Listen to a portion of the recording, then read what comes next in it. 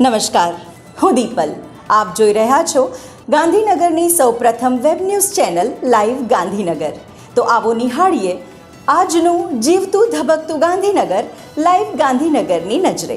શ્રી સમસ્ત ગુજરાત બ્રહ્મ સમાજ રાજ્યકક્ષાના અમદાવાદ એકમ દ્વારા સમૂહ યજ્ઞ પવિત્રનો કાર્યક્રમ હાથીજણ ખાતે સ્વામિનારાયણના સંતો મહંતોના આશીર્વાદ સહ યોજાયેલ, જેમાં ગુજરાતના અધ્યક્ષ ડોક્ટર અશ્વિન ત્રિવેદી, ડોક્ટર યજ્ઞેશ દવે, અમિત દવે સહિતના આગેવાનોએ બટુકોને આશીર્વાદ આપેલ.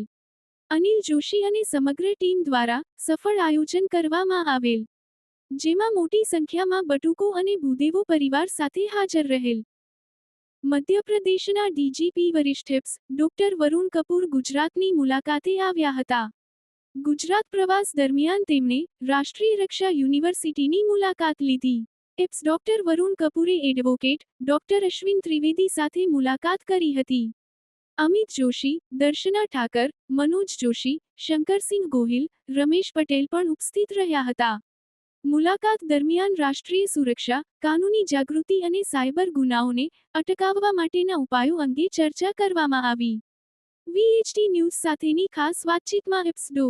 વરુણ કપૂરે જણાવ્યું હતું કે આજના ડિજિટલ યુગમાં દરેક વ્યક્તિ માટે સાયબર સુરક્ષા અંગે મૂળભૂત જાણકારી હોવી અત્યંત આવશ્યક છે.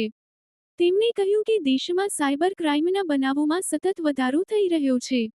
લોકોને સાયબર ક્રાઇમ વિશેની જાણકારી હોવી જરૂરી છે. સાયબર ગુનાઓ સામે લડવા માટે ટેકનોલોજી સાથે જાગૃતિ પણ એટલી જ જરૂરી છે, અને દરેક નાગરિક સાવચેત રહેશે તો આવા ગુનાઓમાં નોંધપાત્ર ઘટાડો શક્ય બનશે. એક તરફ લગ્નોની મોસમ અને બીજી તરફ ઉનાળાની ધોમધકતી ગરમી. આ ઉનાળામાં લગ્નોની મોસમ પૂર બહારમાં શરૂ છે. એક તરફ 45 ડિગ્રી તાપમાન અને ધગધગતો તડકો, અને એક તરફ લગ્ન પ્રસંગોની ધૂમ. પણ કહેવાય છે ને, સમયનું ચક્કર છે, ચાલ્યા કરશે.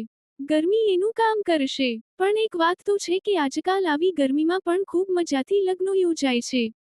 મોટી હોટેલ્સના બેકવેટ હોલમાં બધા વિધિ વિધાન સાથે ધામધૂમથી લગ્નોના આયોજન ખૂબ જ સરસ રીતે થાય છે. પછી સંગીત સંધ્યા હોય કે હલ્દી કે મહેંદી રસમ, દુલ્હા દુલ્હન અને મહેમાનો એર કન્ડિશન બેકવેટ હોલમાં લગ્નોને ભવ્ય રીતે એન્જોય કરે છે.